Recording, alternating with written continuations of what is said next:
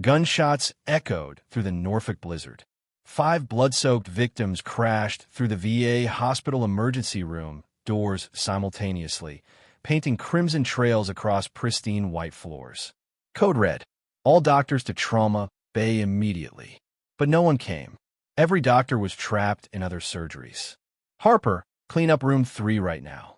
Dr. Marcus Webb's voice cut through the chaos. His finger pointed at Giselle Harper, the night shift LPN pressing her fingers against a victim's neck, searching for a fading pulse. That's not your job. Leave it to the real medical professionals. Giselle's green eyes flickered toward the middle-aged man on the gurney. 5 bullet wounds, blood spurting like broken fountains. The subclavian artery was torn. Maybe the aorta too. 3 minutes, maybe less, before his heart would stop forever. The young nurse beside her, Bradley, trembled. He's dying. What do we do? For 2 seconds, Giselle Harper stood perfectly still. Then her hands moved, not like a licensed practical nurse, but like a machine programmed for one purpose: saving lives in impossible conditions. Prep the thoracotomy tray. Now, you don't have the authority.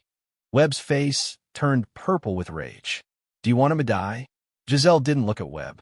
Her hands had already found the scalpel, moving with precision that seemed impossible for someone in her position. Vascular clamp. 10 seconds, or I use my hands. What none of them knew was that the woman saving this man's life had worked in conditions far worse than this sterile emergency room. She had worked where walls shook from explosions, where lights came from burning vehicles, where medical supplies were what you could carry on your back. Giselle's hands washed with mechanical precision. 7 exact steps that had nothing to do with civilian medical training.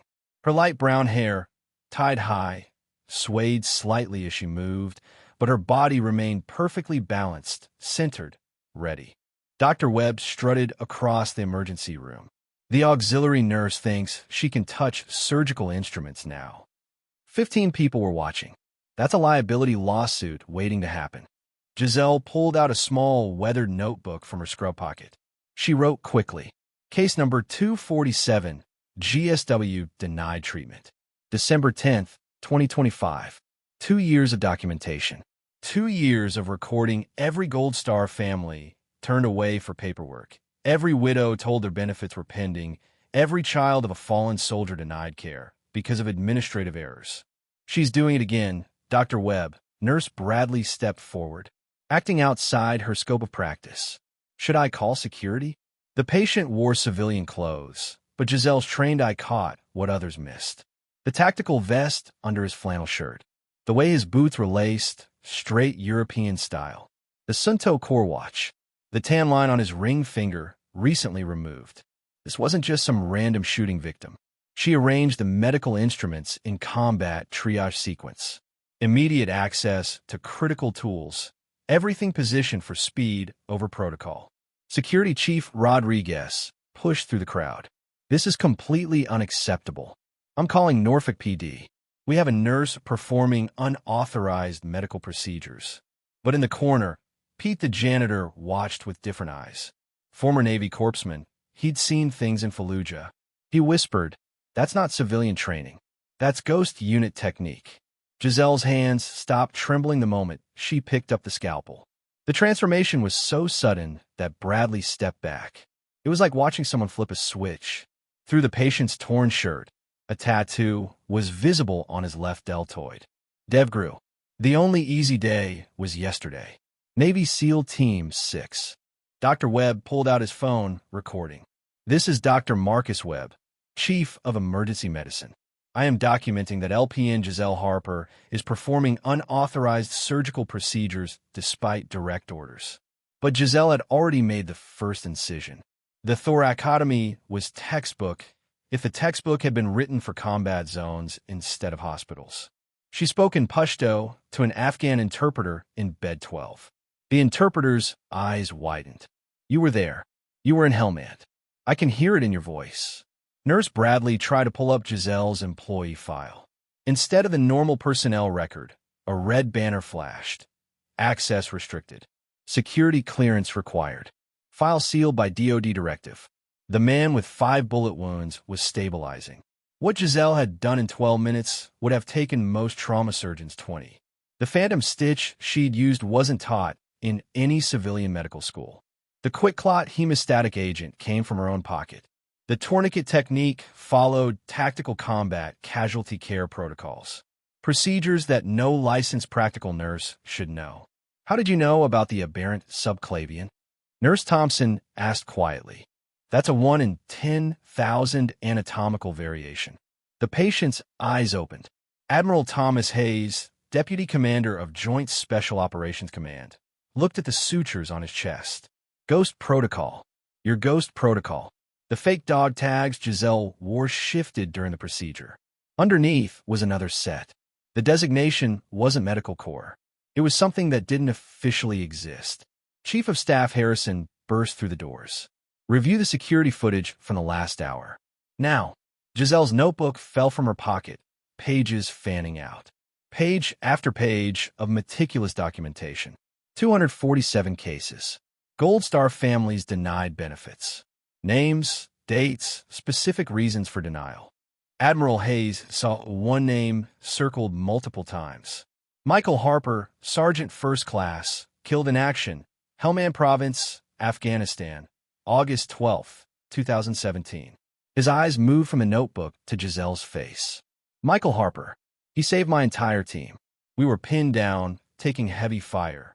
He charged 3 machine gun nests alone. He knew he wouldn't make it back. VA Director Robert Chun pushed through the crowd. He picked up the notebook, started reading. His face went through confusion, recognition, horror. You're Michael Harper's widow.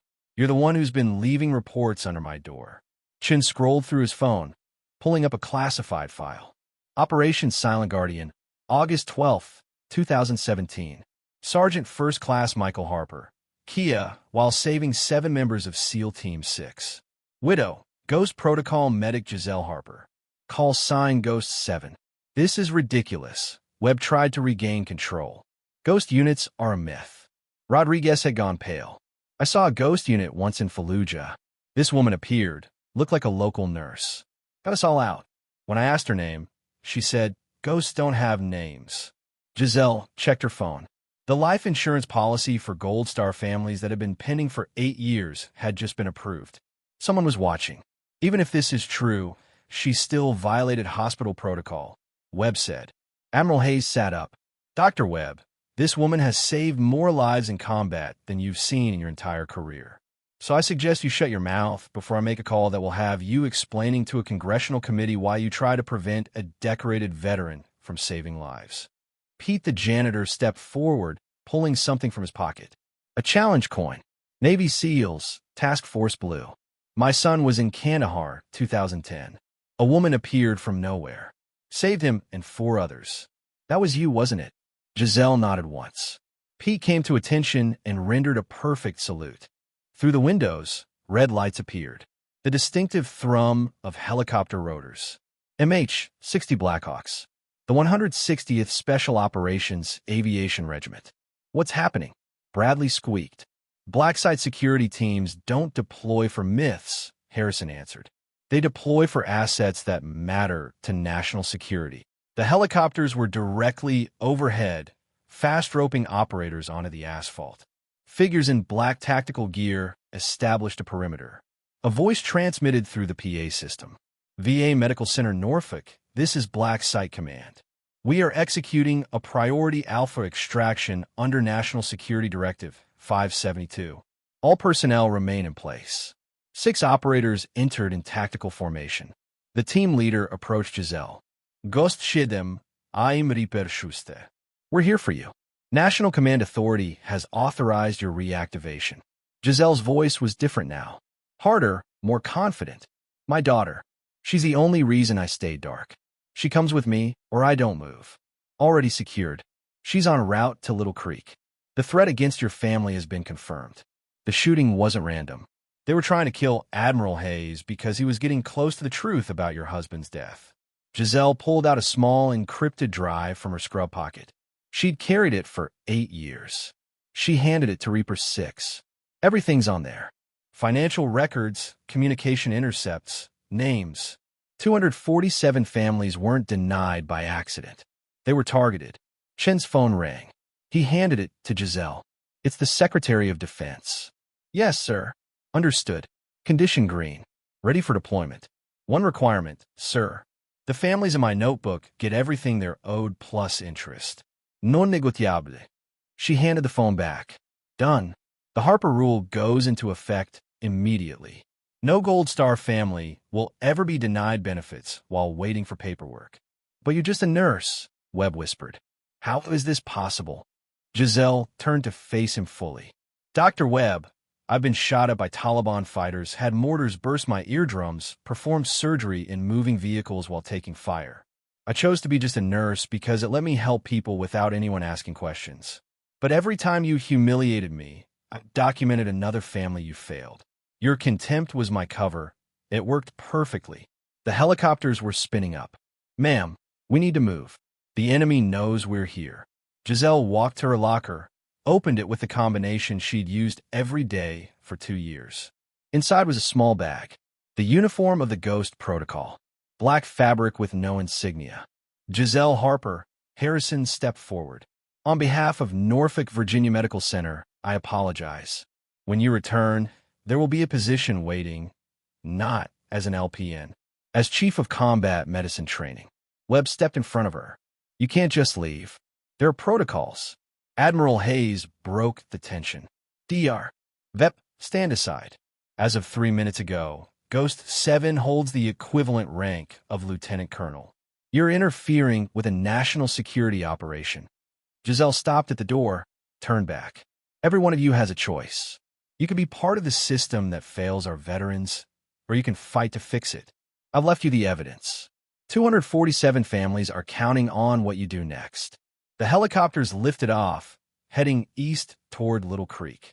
Below, the VA Medical Center was opening its doors, the Harper family room welcoming another Gold Star family, and Pete was keeping watch for hidden heroes. Chen stood holding Giselle's notebook.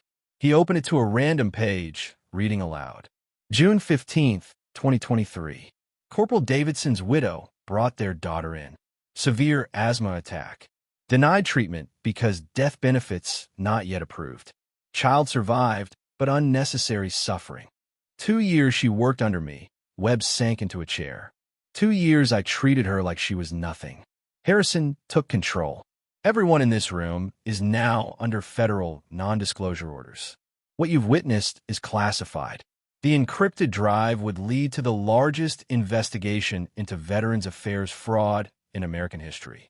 37 people would be arrested, including 2 senior VA administrators and a defense contractor selling veterans' medical information to insurance companies. Pete went back to mopping, smiling. Sometimes angels wore scrubs instead of wings. Sometimes the most dangerous person in the room was the one everyone ignored. Her locker stood open, empty except for a photograph. A younger Giselle in military gear, standing next to Sergeant First Class Michael Harper. At the bottom, in Giselle's handwriting, for those I could not save, I save others. Admiral Hayes was being prepped for transfer to Walter Reed. That woman saved my life tonight. Make it right. Every family in that notebook gets everything they're owed. Chin started making calls. The first was to the Secretary of Veterans Affairs. The second was to every major news outlet in the country. He had 247 families to make whole. The Harper family room would eventually be built exactly where Giselle had stood that night. The walls would be covered with photographs of the fallen. In the center would be Giselle's notebook, open to the page documenting her own family's denial of benefits. The Blackhawk cut through the storm, carrying Giselle Harper back into the world of shadows and secrets, where heroes did their work in silence and never asked for recognition. But somewhere in Arlington, a warrior rested easy, knowing his sacrifice had become salvation for thousands. The Ghost War had begun.